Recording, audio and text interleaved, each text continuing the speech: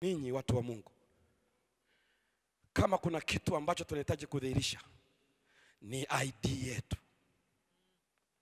Waadventista ni kanisa la unabii la Biblia, waliosalia wenye wito maalum wataishi kama na utambulisho wao ulivyo. Mnataka kujua siku hizi kwamba identity yetu haipo. Saa nyingine hata wewe nakutana baadhi ya Adventista unafumba macho, huwezi kumfahamu siku hizi, huwezi kumfahamu. Katikati ya wiki huwezi kujua, hawezi. Utambulisho wa Adventista kuanzia juu mpaka chini umeshapigwa kule. Na saa nyingine kanisa likifundisha hayo yote mapambo ambayo nilikuwa najibu hapa, acha mapambo hayo, ondoa wigi, ondoa hiki na kile, ukipoteza utambulisho.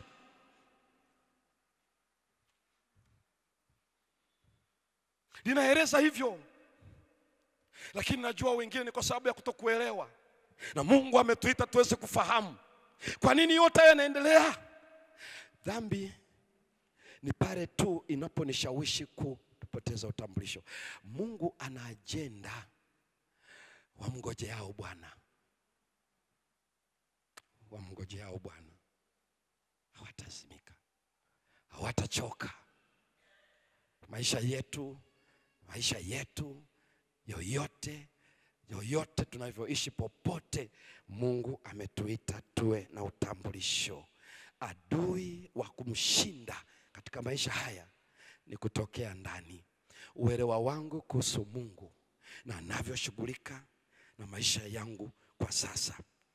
Changamoto za maisha nisiposahau zitaingilia kati, zitafuta uwezo wa Mungu ni nani kwangu.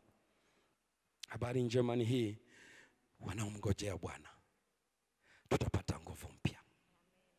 Hatutazimia, hatutachoka. Mungu akija kwetu anatueleza, rudisha akili yako katika utendaji wake. Ana uwezo kuliko kinachoendelea leo.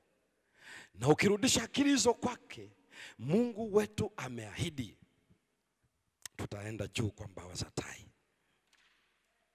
Mchana wa leo kwa mara nyingine tena Mungu wetu ametuita tupate uwezo kutoka kwake.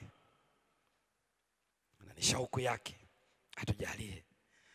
Ni shauku yako na ni shauku yangu pia. Unaamini hivyo na mimi naamini hivyo, kumngoja Bwana. Mungu hajabadilika, ni yule yule. Kudhani Mungu amebadilika ndio ugonjwa wangu, ndio ugonjwa wako. Hajabadilika.